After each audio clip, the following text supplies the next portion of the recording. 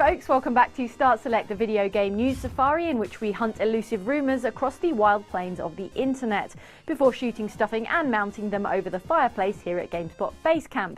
In today's show you will find Crysis 3 leaked, and Dark Souls on PC, and in your bi-weekly What's Going On with Mass Effect 3 update, Mass Effect 3 falsely advertised. First of all then, Crysis 3 is a thing that's happening, says EA's Origin.com product pages for the officially not announced upcoming sequel, which, oops, someone published too early. Which means a follow-up to last year's sci-fi shooter Crysis 2 is in the works. To save our species.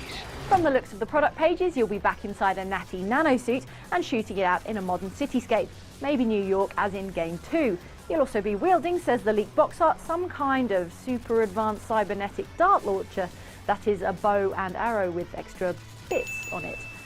An EA representative diplomatically covering for the slip-up told GameSpot the best-kept secret in shooters just can't be contained. Stay tuned for more information on April 16th.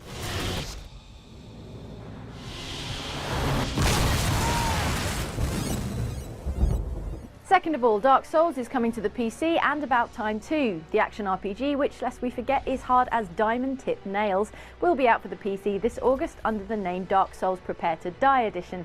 There's even a new trailer promising brand new content. The game makers say there weren't originally any plans for a PC version, but after receiving a load of petition-based pleading, decided they could no longer ignore PC gamers' demands. And speaking of PC gamers' demands, there's now a new petition in place to protest the unpopular inclusion of Games for Windows Live in Dark Souls PC Edition. It calls Games for Windows Live difficult to use and inconvenient, and bemoans its terrible online support. There are 9,000 signatures on it as of right now.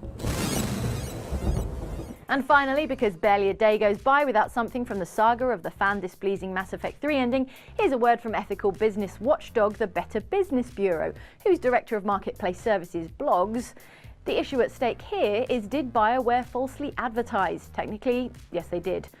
That's referring to the complaint that ME3 didn't deliver the kind of ending it promised in its sales puff, like one marketing tagline that said players would experience the beginning, middle and end of an emotional story unlike any other, where the decisions you make completely shape your experience and outcome. Stevens says BioWare did not give players the ability to fully craft their own unique experience. "There is no indecision in that statement, it is an absolute," she said.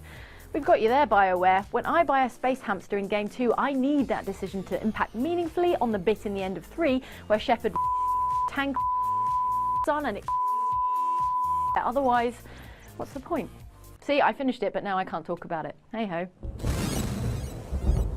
And that's all for today. Please come on back tomorrow when we'll be doing more of this. Bye.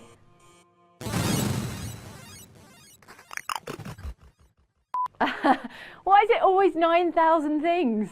I guess we should. I guess we're obliged to now.